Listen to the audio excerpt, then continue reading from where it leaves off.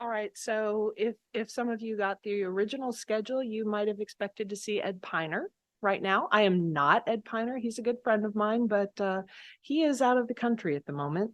So instead you get me. So instead of hearing about, yeah, I could talk about materials with intelligence, but today Andres asked me to tell you about the Materials Application Research Center, which we call MARC, and how we work in Central Texas to sort of expand research. So I'm the MARC director, and so first of all, what is MARC? We are a state appropriated center. So the legislature gives us about $3 million a year to do good things in research. A lot of those things that I'll tell you about today. So what do? We do a lot of different things. First of all, we work across the university to build multidisciplinary research teams. So finding somebody in engineering who is purifying water, but maybe needs to tweak their program, well, we can find them somebody in chemistry who can modify their materials to make them work better. Or building teams of semiconductor researchers to go after some of the CHIPS Act funding. Those are the sort of teams that we are building. But then we also build teams within, not just within the university, but outside of the university. So partnering our experts in whatever their field may be with people and companies who are looking for partners. And that could be here at Star Park, right? Somebody who's going to work with one of the battery companies down the hall, for instance, or in some of the life sciences that we've got going on here. Or it could be with some major company anywhere in the world that needs a partner and for whatever reason came to us to try to help them find that. We also work to provide experiential learning opportunities. And so this means we provide funding for training for students in their coursework on some of our scientific equipment. We also provide assistantships for both undergraduate and graduate students to be able to train on this equipment. I'll tell you a little bit more about that. We work to expand research capabilities whenever we can, and that can be through providing new equipment or helping in whatever way we can come up with to do that, funding things like Star Park. We fund translational research, though. That is the main focus, or in theory it is, which means that we find ways of taking the really cool research that people are doing in their labs and figuring out how to get it out to the commercial market to make some use out of it. So we have a few efforts in doing those sorts of activities. So several different activities. So in research and academic innovation, we have, as I said, these research partnerships. We also fund the CEDAR initiative, which I'm only going to tell you a little bit about because I know you will hear a lot more about it from Andres tomorrow. And design challenges, with which Claudia here runs. So she is the associate director of MARC, and she runs all of our design innovation activities. We provide technical support in a lot of different areas. So we provide funding for sort of high-level scientific equipment. The shared research operations are where we house that. The advanced prototyping laboratory and for Star Park. And then we also fund some entrepreneurial activities. So that can be the Faculty Innovation Accelerator Program, which I'll tell you a little bit more about, and also our Center for Innovation and Entrepreneurship, which is a university-wide center designed to help train students and faculty to be entrepreneurs. So the Shared Research Operations, SRO, is essentially the university's core research facility. This is where we house all of the big fancy microscopes and things like that. And this facility is across campus because obviously you're not going to house, say, a cryotome in the engineering department when it's the biology people who use it. So that would be in the biology building, right? But faculty, staff, and students are all welcome to use it. But moreover, we also open our facility to external partners. So if you are interested in using some of the equipment that we have, you can go to our website, and you can see the link down at the bottom. You can go to that website and find out exactly what the rate would be and how you go about using it. If you're able to train to use it yourself or one of your staff members is, that's fine. Beyond that, if you need somebody to work with you, then we're happy to partner you with a faculty member and students to actually do those experiments for you. So within the SRO, we have three different service centers. The Analysis Research Service Center, the ARSC, is really our biggest. That's where most of the analytical equipment is, all the big electron microscopes, the spectrometers, the electronic testing facilities, all of those things are housed in the ARSC. And we really do have some of the best cutting edge equipment you could possibly imagine, and excellent training to get you up to speed to use that sort of thing. The Epitaxy Research Service Center, you can see some of that equipment there. So molecular beam epitaxy, all sorts of different elements that we can do. This thing is huge. And so I think, is that part of the tour that they're going to get tomorrow? Yeah. So if you want to go have a tour, you can see see some of that amazing equipment. They're not going to gown you up in clean room gear and send you in to touch things, but you can see it through the windows. But really multi-million-dollar equipment, testing facility, fabrication center that we can build all kinds of things. So, with the Semiconductor Act, all of this is really huge for training Texans to enter the semiconductor industry. It's also really useful for onesie twosies. If you are a company working in electronics and you want to design a new chip that's going to do a specific thing, you can do that here, right? You're not going to be producing mass quantities of chips like Samsung does, but you could make a small one and be able to test that. And so that is all housed in our Nanofabrication Research Service Center as well, where we have things like photolithography and device testing.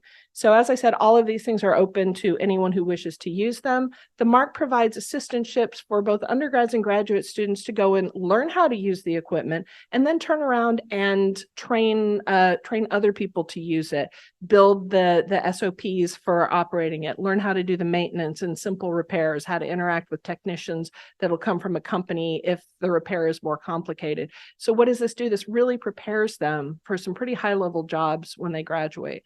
So, when I think of, say, a chemistry graduate, a student who graduates with a bachelor's degree, the jobs are not as exciting usually for bachelor's level graduates in science or physics, in chemistry or physics or engineering, as they might be at the higher levels. But since we're training our students to run these pieces of equipment, they all of a sudden are eligible for a lot of higher quality jobs. And moreover, they're there to train other students to do those experiments as well. And so, I mean, for me, I use the ARSC all the time because we use the scanning electron microscopes to image some of the nanocomposites that we make in my research, right? So I am also the director of the SRO in my spare time. And I am here to tell you that it is incredibly valuable to people all across Central Texas. So a lot of the clients at Star Park actually use some of these facilities as well. The Advanced Prototyping Laboratory is something that we started with the MARC funding to be able to essentially let people have the ability to make a prototype that they can then use for their research, for their company, to develop their technology to a useful thing you can set on a desktop and use. So we are planning on moving that facility to Star Park very soon, sometime in the spring, so that our clients out here will have the opportunity to use that as well. But right now it's mostly just Texas State research groups, the faculty and their students who are coming to use it. So all kinds of equipment there. And if we don't have the equipment in this space that we need, which is really kind of small at the moment, they can use the makerspace and engineering that Jesus told you about a little bit earlier today. So they do have a lot of tools, and essentially what we do is again, we have several students who are trained to work in there and one part-time facility manager, and faculty will come to them and say, hey, I need something that will do X, and maybe they draw something on a napkin. Well, they draw it on a napkin, give it to our facility director. He turns around and turns it into a CAD drawing and figures out how to build it, and then sets a team on making that for them over the next few days, few weeks, few months, depending on the complexity of it.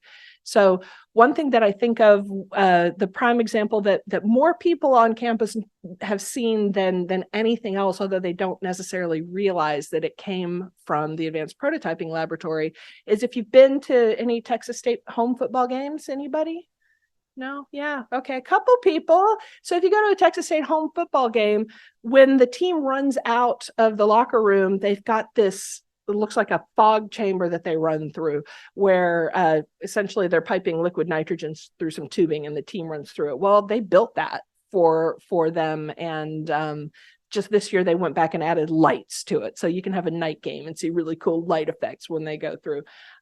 So definitely the APL work is getting out there, even if people don't necessarily know it. Other things they built, this is a little more grotesque, I guess. Shriek mentioned that we have a body farm. Well, sometimes they want to see what ballistic impact will do to a body. Well, we made them a frame to hang a body on. It's kind of gross, but out there at Freeman Ranch in the body farm, which I've never seen because they don't let just anybody out there. They're using our frames for that.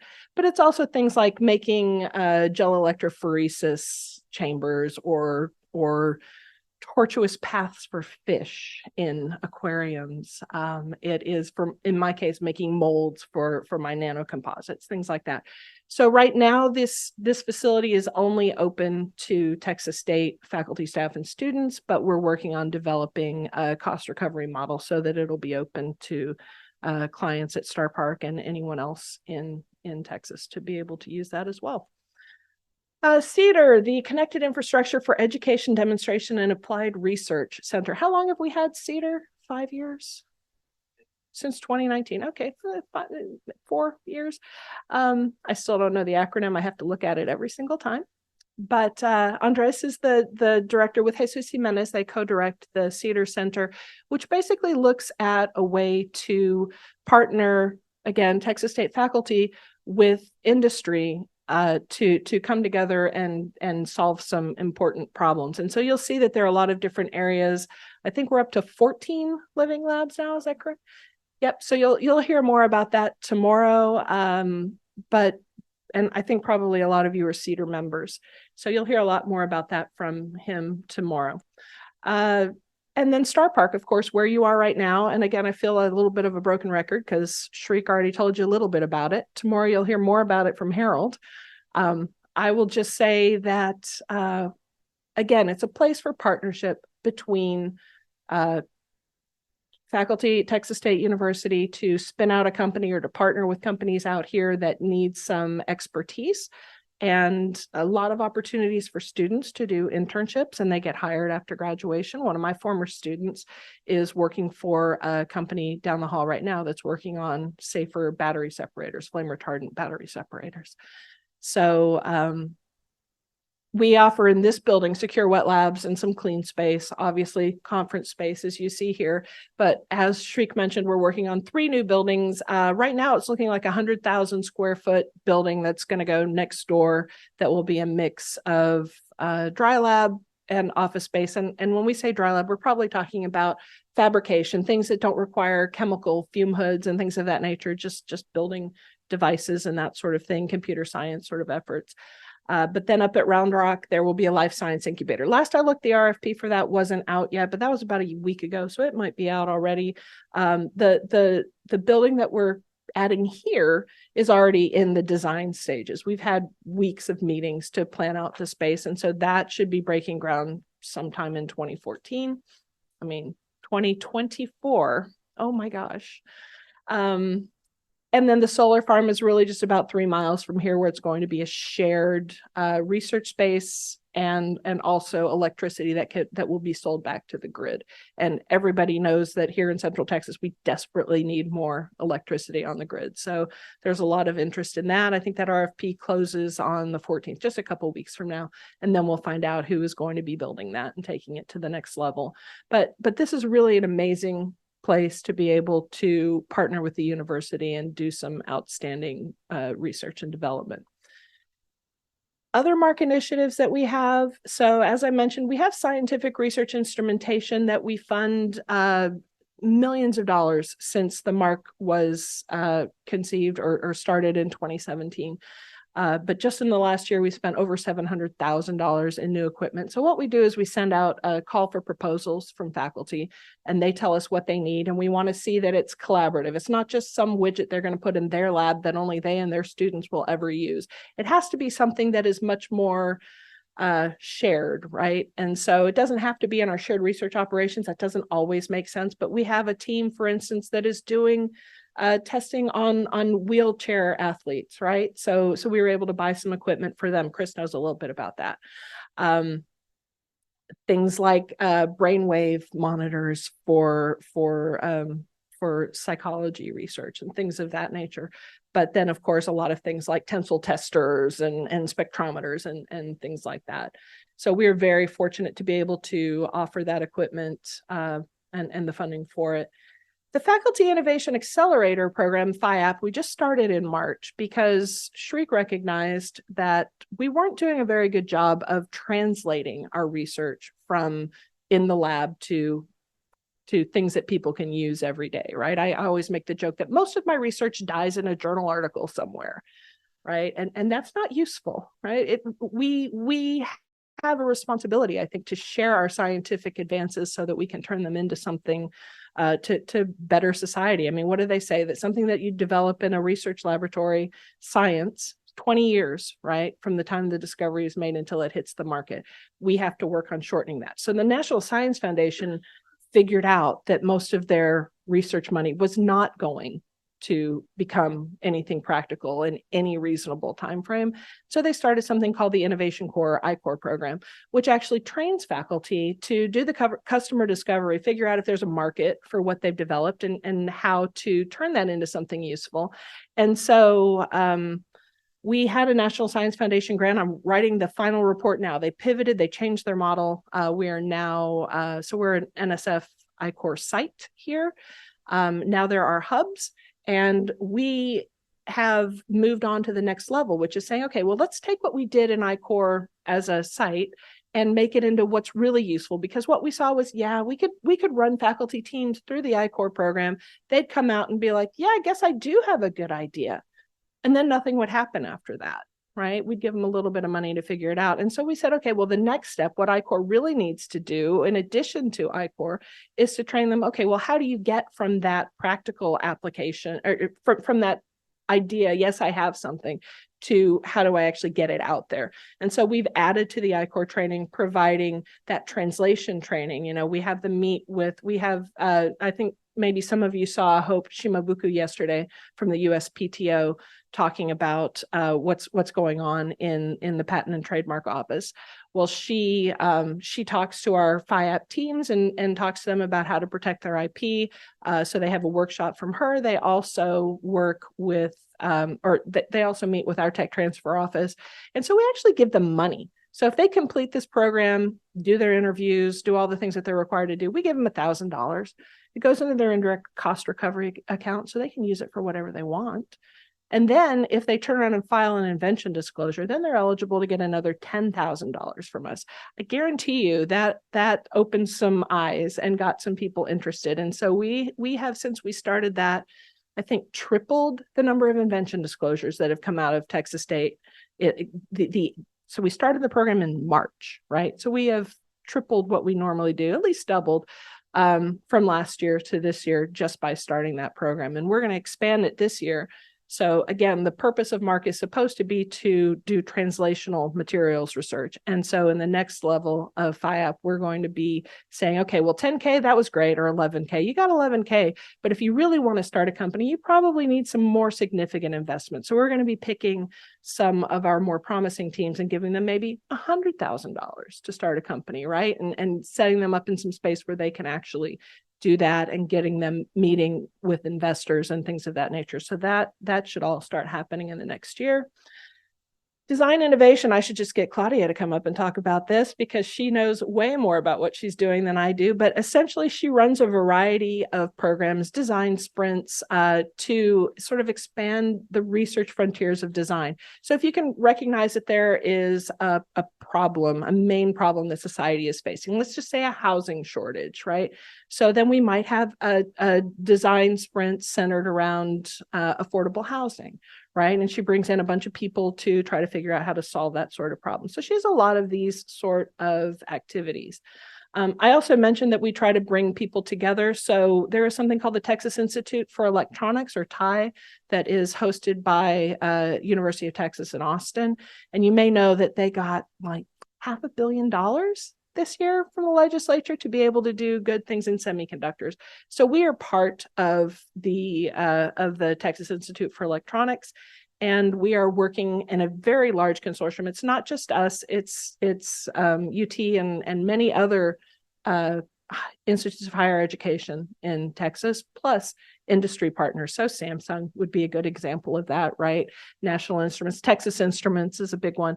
So we're all partnering together to figure out how to train the next generation, the next workforce of semiconductor professionals, and get some of that federal funding for CHIPS research. And I think, yes, that is everything. So I would be happy to answer any questions you have about MARC or any of the initiatives that we talked about with him.